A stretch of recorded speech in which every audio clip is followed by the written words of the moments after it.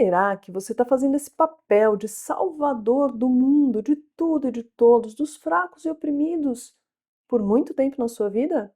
Vamos pensar sobre isso? Eu sou Andresa Foster e esse é o Bem-Estar Zen. Então vamos lá.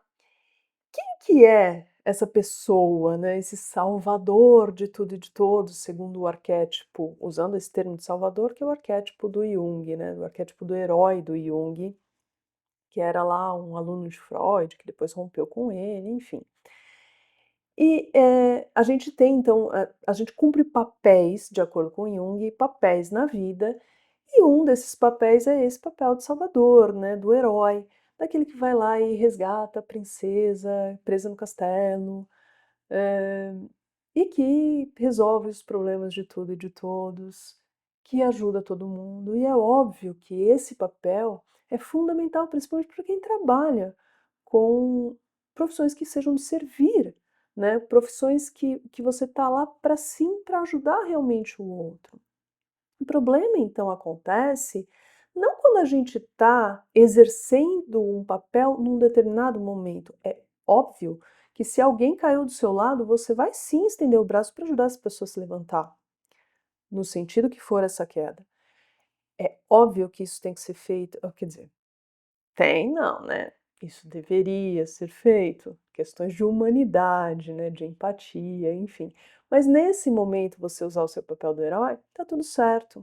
Se você trabalha com isso, como terapeuta, como médico, com qualquer outra profissão de servir, onde tem um relacionamento com alguém, até de atendimentos, né, de um modo geral, vão ter momentos em que você vai sim usar esse arquétipo, essa perspectiva, vai cumprir esse papel do herói. O problema todo tá quando a gente só se identifica com isso. E aí é como se a gente buscasse na nossa vida situações que se assemelhem a isso o tempo todo, porque a gente só se percebe vivendo, né, agindo na vida, quando a gente tem situações em que a gente precisa ajudar, salvar, que a gente tem que fazer ações em prol dos outros. Muitas vezes, a gente, né, precisa do apoio do outro e a gente busca esse salvador, esse herói, sempre que a gente tem aí alguma questão de contratempo, de problema, de obstáculo na nossa vida, e a gente busca esse apoio fora. Isso é comum, isso é normal, isso é saudável, né? Na justa medida que você se lembre que o principal herói aí que você tem que encontrar está dentro de você. Mas, esse herói de fora, né, esse salvador de fora, ele tem uma outra perspectiva e que muitas vezes agrega muito para o seu processo também. Então tá tudo bem você requerer e pedir esse apoio fora. Aliás, ele é saudável. Mas o que que faz quando a gente está no papel de herói? O que que faz a gente exercer esse papel?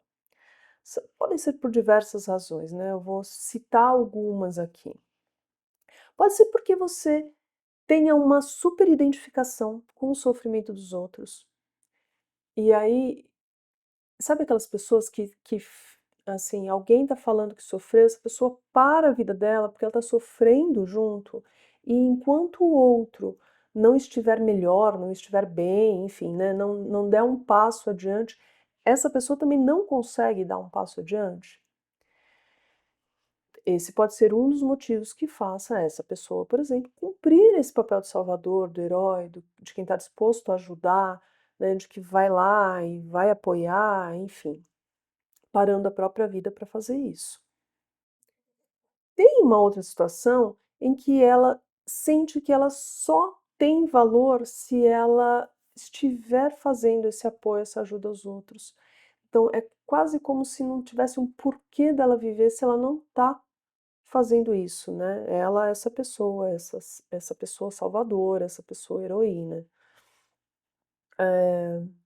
Tem outra situação ainda em que a pessoa vai se sentir, precisa se sentir competente.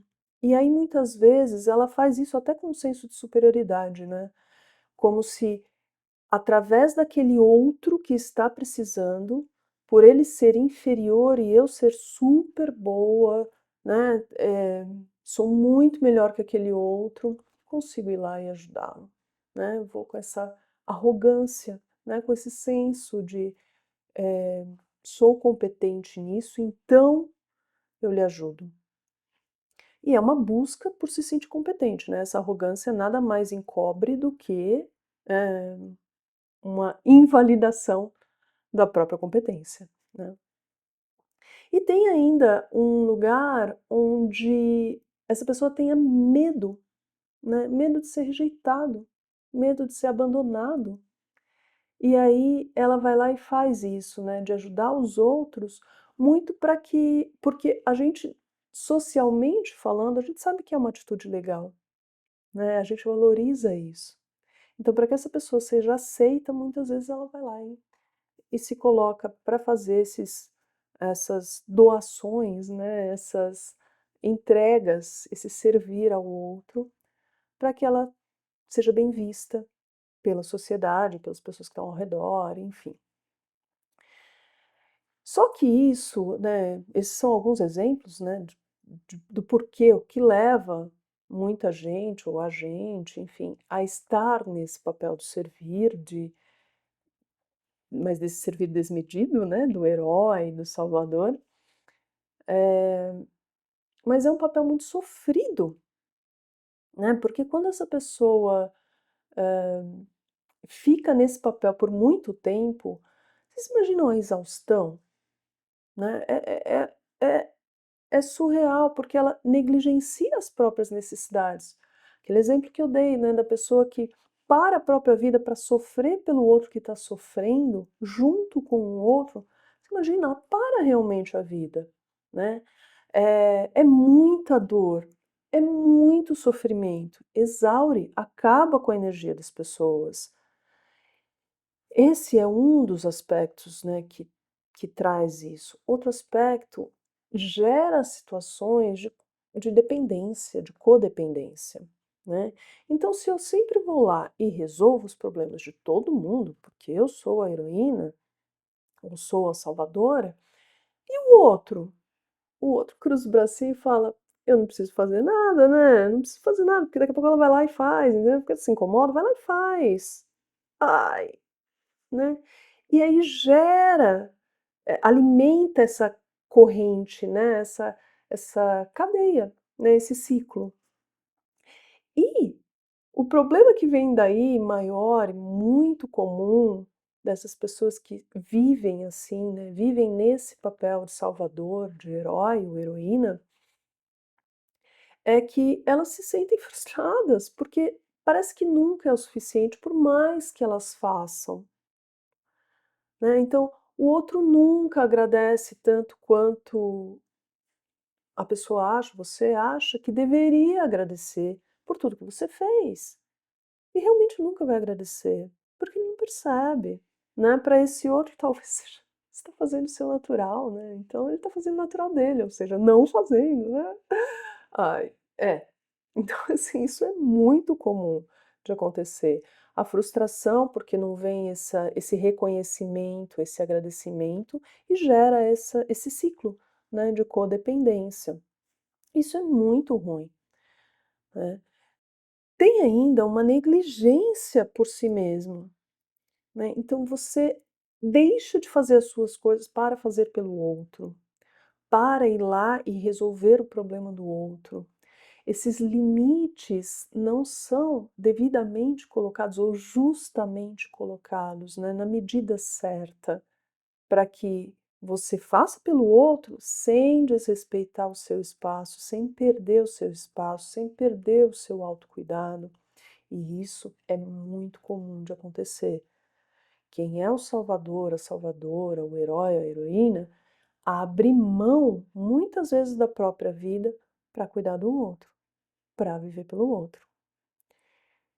Então, o que que a gente pode fazer, Andresa, nessa situação? Ai, bom, primeira coisa que eu sempre falo e vou falar em quase todas as situações, ter consciência, né, perceber que você está agindo dessa forma.